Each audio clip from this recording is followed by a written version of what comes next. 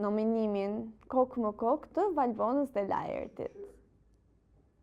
Del Valbona dhe të iki, ku të kanë detur se kuptoj.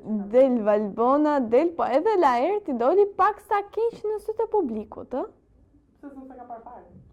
Atëherë, vllai i madh i dha mundësinë Valbonës dhe Laertit të ndahen. Pra të mos jenë më një konkurrent i vetëm. Mjaftonte poja e vetëm njërit prej tyre, i ndan veç e veç. Nëse do të ndaheshin, atëherë do shkonin në televotim kokë më kokë të dy.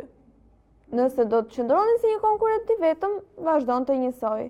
Valbona tha, jo, unë nuk dua të ndahem, sepse nuk pa Laertin kjo shtëpi më duket bosh. Ndërsa Laerti tha, po, unë dua të ndahem, sepse Valbona, justifikimi i tij ishte Valbona është mjaftueshëm e fortë.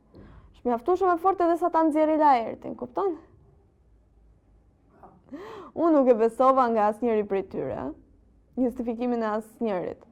Valbona e di veten besoj që para Laertit do dilte.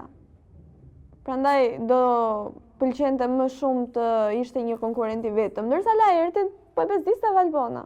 Ja tha mirë Rozana, i tha Rozana, unë mendoj Laert se ti këtë gjë e bëre që ti mbyllësh këtu një herë mirë muhabetet me Valbonën. Pra ju të ndajni keq këtu dhe jashtë mos keni të bëni fare me njëri tjetrin. Një mënyrë është edhe kjo. Po, nisë më bëhet shefi një herë që ndodhi ky televotim. Do na pushojnë pak veshët. Sidomos edhe pas daljes së Viserlos. Sa ga pau Laerti.